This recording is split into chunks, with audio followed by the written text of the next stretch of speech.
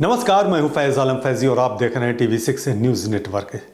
जैसा कि आपको पता है कि 5 राज्यों में विधानसभा चुनाव हुए। 5 राज्य हैं मध्य प्रदेश, छत्तीसगढ़, राजस्थान, तेलंगाना और मिजोरम। पांचों राज्यों के नतीजे आ चुके हैं। 5 में से 4 राज्य मध्य प्रदेश, छत्तीसगढ़, तेलंगाना और राजस्थान के नतीजे 3 दिसंबर को आए, जबकि मिजोरम के नतीजे 4 दिसंबर को आए। उसकी वजह यह रही कि मिजोरम में लोगों ने एतराज़ जताया और इलेक्शन कमीशन को डेट आगे बढ़ानी पड़ी काउंटिंग की। वजह उसकी ये थी कि वहाँ ईसाई समुदाय की आबादी सर्वाधिक है और उनका ये मानना था कि इतवार यानी रविवार का जो दिन होता है उनके लिए काफ़ी अच्छा होता है और रविवार में वो चर्च जाते हैं, इसलिए रविवार को काउंटिंग नहीं होनी चाहिए। इस वजह से 4 दिसंबर किया गया। लेकिन इन 5 राज्यों में जो नतीजे आए वो चौंकाने वाले भी रहे और कई तरह की बातें निकल कर के भी सामने आई। तो हम शुरुआत करते हैं सबसे पहले मध्य प्रदेश की कि मध्य प्रदेश के जो नतीजे आए वो क्या रहे। उसके बाद हम बारी बारी से तमाम राज्यों के बारे में बातें करेंगे और हम बताने की कोशिश करेंगे कि नतीजों में किस पार्टी को कितनी सीटें आईं, कितना फ़ायदा हुआ, कितना नुकसान हुआ। तो सबसे पहले हम अपनी दाईं तरफ चलते हैं और आपको ये दिखाते हैं ये ग्राफिक्स की आखिर है क्या। देखिए, ये मध्य प्रदेश है और मध्य प्रदेश में विधानसभा की कुल सीट 230 है और 230 सीटों पर ही चुनाव हुए 17 तारीख को, यानी कि पूरे के पूरे 230 सीटों पर एक साथ चुनाव कराए गए 17 नवंबर को।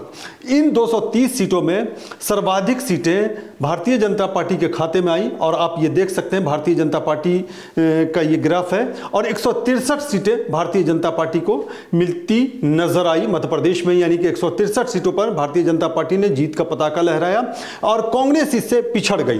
कांग्रेस के खाते में कितनी सीटें आई ये भी बताते हैं। कांग्रेस के खाते में ये देखिए, ये भारतीय जनता पार्टी है, ये कांग्रेस है। कांग्रेस के खाते में टोटल 66 सीटें आई हैं, यानी कि कांग्रेस को नुकसान उठाना पड़ा है पिछली बार के मुकाबले में, यानी कांग्रेस को 48 सीटों का नुकसान हुआ है तो भारतीय जनता पार्टी को 54 सीटों का फायदा हुआ है। और अन्य के खाते में, ये इनका छोटा सा जो ग्राफ देख रहे हैं आप, ये अन्य के खाते में सिर्फ 1 सीट आई है। तो ये मध्य प्रदेश का देखा कि मध्य प्रदेश में क्या नतीजे आए। 2018 में जो नतीजे आए थे उसके मुकाबले इस बार के नतीजे में किसको फायदा हुआ और किसको नुकसान हुआ। अब हम बात करेंगे छत्तीसगढ़ की, उसके बाद हम राजस्थान की बात करेंगे। छत्तीसगढ़ छोटा स्टेट है राजस्थान के मुकाबले में, लेकिन चूंकि मध्य प्रदेश से कट के ये राज्य बना है छत्तीसगढ़, इसलिए हम छत्तीसगढ़ की बात करेंगे। छत्तीसगढ़ में विधानसभा की कुल सीटें 90 हैं और यहां जो बहुमत का आंकड़ा है उसको छूने के लिए 46 सीटों की आवश्यकता है। 90 सीटों पर एक साथ यहां चुनाव कराए गए। छत्तीसगढ़ की हम बात कर रहे हैं। छत्तीसगढ़ में सर्वाधिक ये आंकड़ा आप देख सकते हैं कि छत्तीसगढ़ में सर्वाधिक 54 सीटें भारतीय जनता पार्टी के खाते में आई और 54 सीटों का मतलब ये हुआ कि भारतीय जनता पार्टी को 2018 के मुकाबले 39 सीटों का फायदा हुआ। यानी 2018 में सिर्फ 15 सीटें मिली थी, इस बार 54 सीटें मिली है भारतीय जनता पार्टी को, तो 39 सीटों का फायदा मिलता दिखाई दे रहा है। छत्तीसगढ़ की हम बात करें तो इसके बाद कांग्रेस की बात करते हैं। कांग्रेस का ये जो ग्राफ नीचे वाला आप देख रहे हैं ये कांग्रेस का है। कांग्रेस के खाते में 35 सीटें आई हैं और कांग्रेस को 33 सीटों का नुकसान हुआ है। वजह उसकी यह है कि 2018 में कांग्रेस को 68 सीटें आई थी, इस बार सिर्फ 35 सीटें आई हैं। इसका मतलब यह हुआ कि 33 सीटों का नुकसान हुआ है कांग्रेस को। और ये छोटा वाला जो नीचे वाला जो देख रहे हैं इसमें सिर्फ अन्य के खाते में 1 सीट आई है। ये छत्तीसगढ़ का आंकड़ा हम आपको बता रहे हैं। ये आंकड़े 2023 के हैं। 2018 के बारे में हमने बता दिया कि 2018 में 15 सीटें आई थी भारतीय जनता पार्टी को और कांग्रेस के खाते में 68 सीटें आई थी। टोटल 90 सीटें हैं। अब हम लिए चलते हैं आपको राजस्थान में। राजस्थान में विधानसभा की सीटें कितनी हैं, किस पार्टी को कितनी सीटें आई, किसे कितना फायदा हुआ, किसे कितना नुकसान हुआ। 2018 के मुकाबले में 2018 में विधानसभा के चुनाव हुए थे राजस्थान में, 2023 में अब हुए हैं जिसके नतीजे आ चुके हैं। तो राजस्थान में टोटल सीटें जो है, पहले मैं ये बता दूं कि 200 सीटें हैं लेकिन 199 सीटों पर चुनाव हुए। उसकी वजह यह है कि एक सीट पर उम्मीदवार की मौत हो गई थी, डेथ हो गई थी, जिसकी वजह से 199 सीटों पर चुनाव हुए। तो 199 सीटों पर राजस्थान में चुनाव हुए। यह आंकड़ा आप देख रहे हैं। 199 का मतलब यह हुआ कि बहुमत का आंकड़ा 100 चाहिए, यानी 100 सीटों पर जिसने जीत का पताका लहराया वो बहुमत के पार पहुंचा और उसने सरकार बनाई। लेकिन इस बार भारतीय जनता पार्टी को जबरदस्त कामयाबी मिली है और भारतीय जनता पार्टी ने 115 सीटें जीती हैं 199 में से। इसका मतलब यह हुआ कि भारतीय जनता पार्टी को 42 सीटों का फायदा हुआ है। अगर कांग्रेस की बात करें तो कांग्रेस का ये नीचे वाला ग्राफ है, कांग्रेस के खाते में 69 सीटें आई हैं, पिछली बार 99 99 सीटें मिली थी कांग्रेस को। इसका मतलब यह हुआ कि 30 सीटों का कांग्रेस को नुकसान हुआ है। कांग्रेस को 30 सीटों का नुकसान हुआ है। राजस्थान में पिछली बार 99 सीटें आई थी, जैसा कि हमने बताया है। और अन्य की बात करें तो 13 सीटें अन्य, ये जो बड़ा वाला ग्राफ है, अन्य के खाते में 13 सीटें हैं और बहुजन समाज पार्टी के खाते में 2 सीटें हैं। ये राजस्थान का हम आंकड़ा बताया आपको। तो राजस्थान में पिछली बार बहुजन समाज पार्टी को 6 सीटें आई थी 2018 में, हालांकि बाद में 6 के 6 विधायक कांग्रेस में शामिल हो गए थे, जिसको लेकर के मायावती काफी नाराज भी हुई थी कांग्रेस से। अब हम आपको तेलंगाना लिए चलते हैं कि तेलंगाना का नतीजा क्या कुछ कह रहा है। तेलंगाना में ये देखिए, तेलंगाना का ये ग्राफ है और तेलंगाना में कुल विधानसभा की 119 सीटें हैं और बहुमत का आंकड़ा जो चाहिए वो 60 चाहिए, यानी 60 सीटों पर जिसने भी जीत का पताका लहराया वो बहुमत के आंकड़े को छू गया और उसकी सरकार बन गई।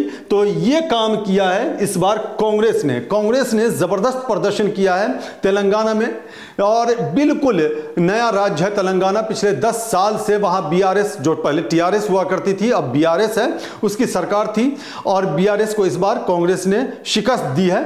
तेलंगाना की हम बात करें तो तेलंगाना में कांग्रेस को देखिए, ये बड़ा वाला जो है ये 64 सीटें तेलंगाना में कांग्रेस को आया है और कांग्रेस के खाते में अगर 64 सीटें आई हैं तो इसका मतलब कि कांग्रेस को 45 सीटों का फायदा हुआ है तेलंगाना में। यहां राहत भरी खबर रही कांग्रेस के लिए, तेलंगाना की हम बात कर रहे हैं, लेकिन बीआरएस को नुकसान उठाना पड़ा।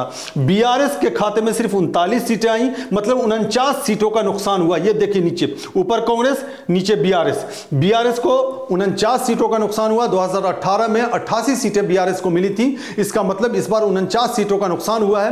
लेकिन भारतीय जनता पार्टी की अगर बात करें, ये नीचे वाला भारतीय जनता पार्टी का ग्राफ है, भारतीय जनता पार्टी के खाते में इस बार 8 सीटें आई हैं। इसका मतलब यह हुआ कि पिछली बार के मुकाबले इस बार भारतीय जनता पार्टी को 7 सीटों का फायदा हुआ है। पिछली बार 1 सीट पर भारतीय जनता पार्टी को जीत मिली थी, इस बार 8 सीटों पर जीत मिली है। तो भारतीय जनता पार्टी का प्रदर्शन कमोबेश अच्छा माना जा सकता है तेलंगाना के संदर्भ की अगर हम बात करें तो। ऑल इंडिया मजलिस इत्तेहादुल मुस्लिमीन की बात करें तो इस बार वैसा ही नतीजा रहा जो 2018 में नतीजा था। ये सबसे नीचे वाला ग्राफ आप देख रहे हैं। तो 2018 में ऑल इंडिया मजलिस इत्तेहादुल मुस्लिमीन, जो असदुद्दीन ओवैसी की पार्टी है, उसे 7 सीटें मिली थी, 8 सीटों पर चुनाव लड़ा था। इस बार 9 सीटों पर चुनाव लड़ा और ये देख लीजिए 7 सीटें मिली हैं कि यानी कि AIMIM ने इस बार 9 सीटों पर अपने उम्मीदवार उतारे थे और 9 सीटों में से 7 सीटों पर जीत का पताका लहराया है ऑल इंडिया मजलिस इत्तेहादुल मुस्लिमीन ने। यानी कि पिछली बार का जो प्रदर्शन था कमोबेश वही प्रदर्शन रहा। कमोबेश इसलिए कह सकते हैं कि इस बार 1 सीट पर ज्यादा उम्मीदवार उतारे थे ऑल इंडिया मजलिस इत्तेहादुल मुस्लिमीन ने और अन्य के खाते में 1 सीट गई है, जो देख रहे हैं आप। तो अन्य के खाते में 1 सीट गई है। अब हम बात करेंगे मिजोरम की। मिजोरम जिसके बारे में हमने पहले ही बताया कि 3 दिसंबर को वहां नतीजे आने थे, वहां भी काउंटिंग होनी थी, लेकिन चुनाव आयोग ने इसको एक्सटेंड कर दिया था 4 दिसंबर को और 4 दिसंबर को काउंटिंग हुई और नतीजे आ गए वहां। जो मिजोरम है उसकी हम बात कर रहे हैं। तो मिजोरम में एक नई पार्टी उभर करके सामने आई, उसके बारे में हम ग्राफिक्स के जरिए समझाते हैं। ये देखिए, ग्राफिक्स है मिजोरम में विधानसभा की कुल सीट 40 है और 40 में से 21 सीट जिसे मिला उसे बहुमत मिला। ये साफ साफ है वहां, यानी कि जिस पार्टी को 21 सीटें मिल गई उसे बहुमत मिल गई, यानी कि उसे बहुमत का आंकड़ा उसने छू लिया है, उसकी सरकार बननी तय हो गई। इस बार यह कारनामा किया है ZPM ने, जोरम पीपुल्स मूवमेंट ने यह कारनामा किया है और उसने इस बार 27 सीटें जीती। ये देखिए बड़ा वाला जो है ये ग्राफ, ये जो चक्र आप देख रहे हैं उसमें बड़ा, सबसे बड़ा जो ग्राफ दिख रहा है वो ZPM का है और ZPM ने 27 सीटों पर कामयाबी हासिल की है। पिछली बार 8 सीटों पर कामयाबी मिली थी। इसका मतलब यह हुआ कि फायदा हुआ है 19 सीटों का ZPM को इस बार। अगर MNF की बात करें तो ये देखिए उसके नीचे MNF है जो सत्ताधारी दल है, जिसकी हुकूमत वहां रही है। जोरामथांगा वहां के मुख्यमंत्री थे, लेकिन इस बार शिकस्त का सामना करना पड़ा है MNF को और MNF 10 सीटों पर सिमट गई है। नीचे वाला जो देख रहे हैं आप MNF का है, 10 सीटों पर MNF सिमट गई है। पिछली बार 26 सीटें MNF को मिली थी, यानी 26 में से 10 यानी 16 सीटों का नुकसान हुआ है MNF को, मिजो नेशनल फ्रंट को, मिजोरम की अगर हम बात करते हैं तो। और कांग्रेस की अगर बात करें तो कांग्रेस के खाते में 1 सीटें आती दिखाई दे रही हैं और ये नीचे वाला, और अदर्स के खाते में, ये अदर्स का भी इसमें है, अदर्स में 2 सीटें आती दिखाई दे रही है, ये मिजोरम की बात कर रहे हैं। तो ये 5 ऐसे राज्य हैं जहां चुनाव के नतीजे आ चुके हैं और चुनावी नतीजों के संदर्भ में यह जानकारी दी है हमने आंकड़ों के जरिए कि किसने कितनी सीटें प्राप्त की और किसे कितना फायदा हुआ, किसे कितना नुकसान हुआ। माना यह जा रहा है कि 2024 में होने वाले लोकसभा चुनाव के संदर्भ में यह एक सेमीफाइनल है और इस सेमीफाइनल को भारतीय जनता पार्टी ने कमोवेश जीत लिया है। उसकी वजह यह है कि राजस्थान, मध्य प्रदेश और छत्तीसगढ़ में जबरदस्त जीत हासिल की है भारतीय जनता पार्टी ने। लेकिन तेलंगाना से कांग्रेस के लिए राहत भरी खबर आई और कांग्रेस ने वहां पूर्ण बहुमत के साथ सरकार बनाने में कामयाबी हासिल कर ली है, यानी कि पूर्ण बहुमत का जो आंकड़ा है उससे आगे निकल गई कांग्रेस। 60 सीटें चाहिए थी लेकिन 64 सीटों पर कांग्रेस ने जीत का पताका लहराया। लेकिन वहां से भी भाजपा के लिए राहत भरी खबर है, क्योंकि पिछली बार 2018 में सिर्फ 1 सीट पर जीत मिली थी भाजपा को, टी राजा सिंह वहां जीते थे। लेकिन इस बार 8 सीटों पर कामयाबी मिली है वहां भारतीय जनता पार्टी को, तो वहां से भी राहत भरी खबर है। मिजोरम के बारे में हमने बता दिया कि वहां ZPM जोरम पीपुल्स मूवमेंट ने कामयाबी हासिल की है और 21 सीटें चाहिए थी बहुमत के लिए, लेकिन ZPM ने 27 सीटों पर कामयाबी का पताका लहराया है, यानी कि ZPM की वहां सरकार बनने जा रही है। MNF की सरकार वहां अब जाती दिखाई दे रही है, चूंकि वो 26 से 10 सीटों पर सिमट गई है और जोरमथांगा वहां के मुख्यमंत्री अब नहीं रहेंगे।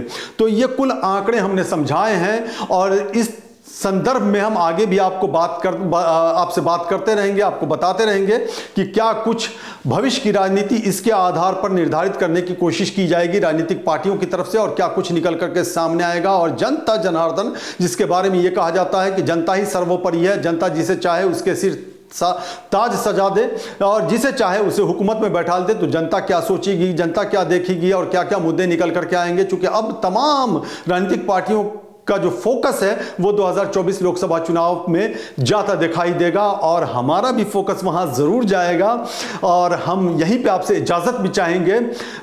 लेकिन हम आपसे ये गुजारिश करेंगे, ये रिक्वेस्ट करेंगे कि आपने अगर हमारे news channel TV6 news network को सब्सक्राइब नहीं किया है तो उसे सब्सक्राइब जरूर कर लें, हमारे वीडियोस को लाइक करें, शेयर करें, बेल आइकन का बटन दबाना न भूलें ताकि नोटिफिकेशन आप तक पहुंचती रहे और कमेंट बॉक्स में जाकर कमेंट जरूर करें, क्योंकि आपके कमेंट्स को हम देखते हैं और जो भी सकारात्मक प्रतिक्रिया होती है उसके अनुरूप, उसके अनुसार खुद को ढालने की कोशिश करते हैं और देखते जरूर हैं। ये याद रखिएगा, हम देखते जरूर हैं और उस पर रोशनी भी डालने की कोशिश करते हैं कि क्या कुछ किया जा सकता है अगर सकारात्मक प्रतिक्रिया आती है या सुझाव आता है तो हमें इजाजत दीजिए। नमस्कार।